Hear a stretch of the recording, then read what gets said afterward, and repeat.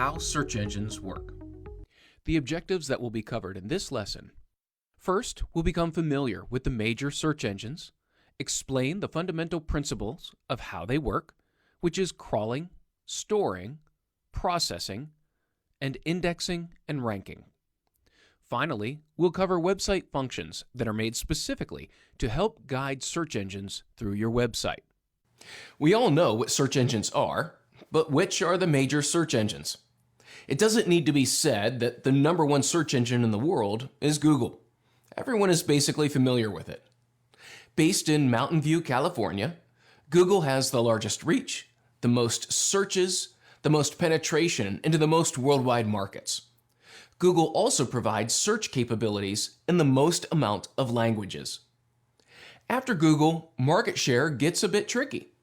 Technically, YouTube is a search engine and it is owned by Google, and it gets more searches and activity than the rest of the worldwide search engines combined. Other search engines are Bing, which is owned by Microsoft, and Yahoo. Google burst on the scene after Yahoo, and because of its PageRank algorithm, its results were better and faster than any other search engine on the market. This attributed to Google's quick rise to popularity. PageRank attributed quality to a page by analyzing the complex structure of links to that document or that page in order to determine influence.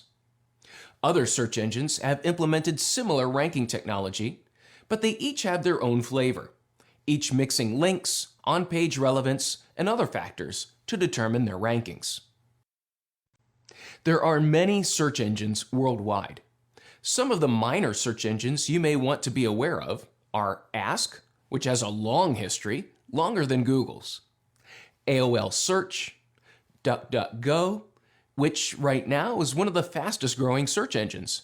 It does not keep your search history and use it for advertising, countering many of the privacy concerns people have about Google. Wolfram Alpha is a specialized search engine for mathematical and scientific computations. If you've never used it, I recommend checking it out sometime. It is a great resource. Other minor search engines are WebCrawler, Search, and Excite. Of course, they do not have near the market presence of the top 3. Now, internationally, there are many search engines that have been developed to serve a specific country, language, or region. 3 of the most important to know are Yandex, which is about 50% of the Russian market, Baidu, which is more than 60% of the Chinese market, and Naver, which dominates South Korea at 74% of market share.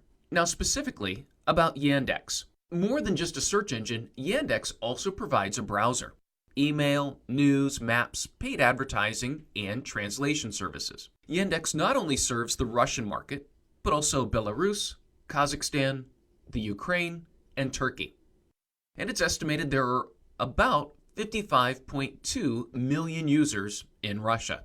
Comparing Yandex and Google, Yandex uses a similar technology to Google's PageRank called MatrixNet. The results in Yandex emphasize regional and local businesses, rather than a national or international approach. Google tends to show more national results and uses their business listings to provide local relevance.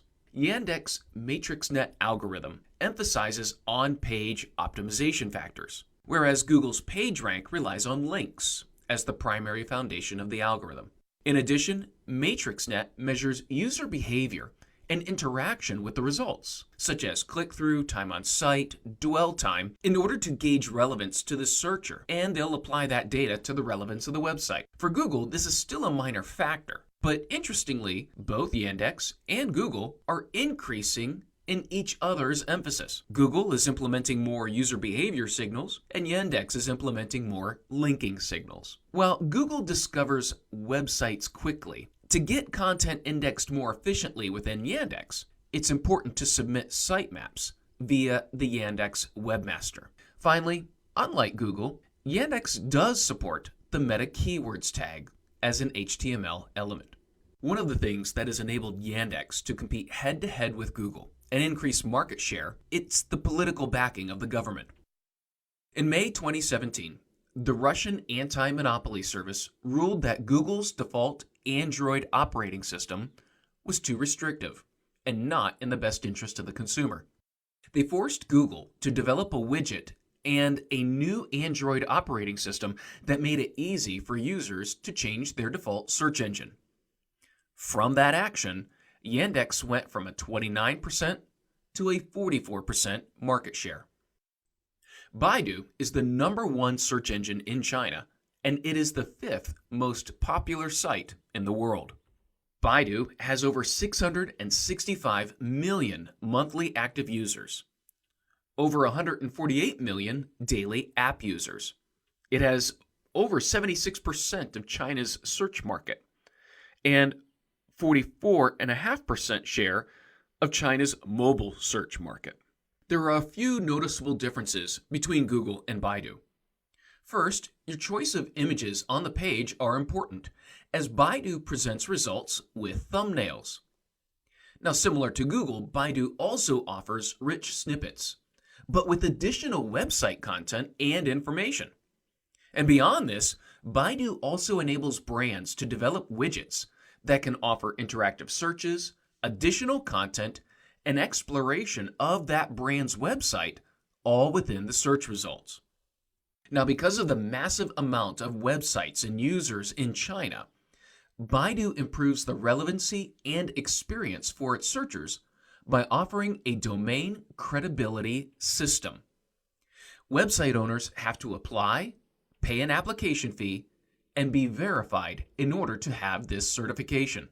For best results in developing a website to rank in Baidu, the website should be written in Mandarin and hosted in China. No other language is supported by Baidu. The algorithm of Baidu is very comparable to Google. Typically, when Google implements a major algorithm change or update, Baidu follows with a similar update 1 or 2 years later.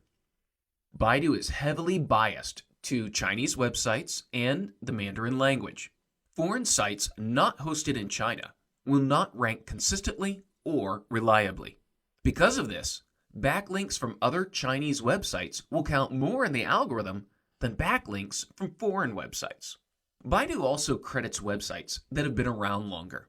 There is more weight given to a domain's age and ownership, making it a little difficult for newer sites to compete. Now, more than Google, Baidu was handling mobile demand much earlier. The Chinese mobile market hit much faster and earlier than Western markets.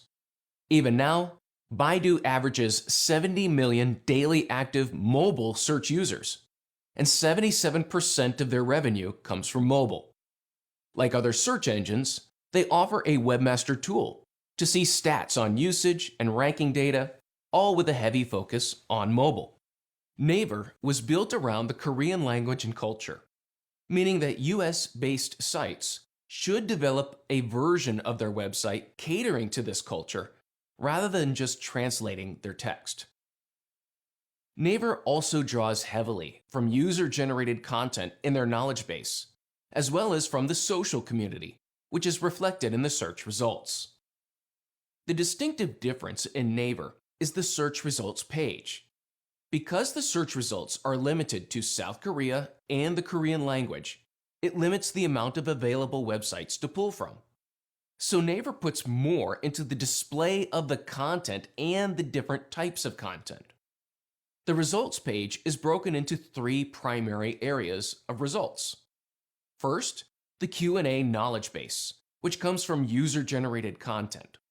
Second, a database search from trusted research, sources, and specific databases. Finally, the web search, which are the organic search results. Each of these areas have a very rich snippet content and also present with a thumbnail from that page.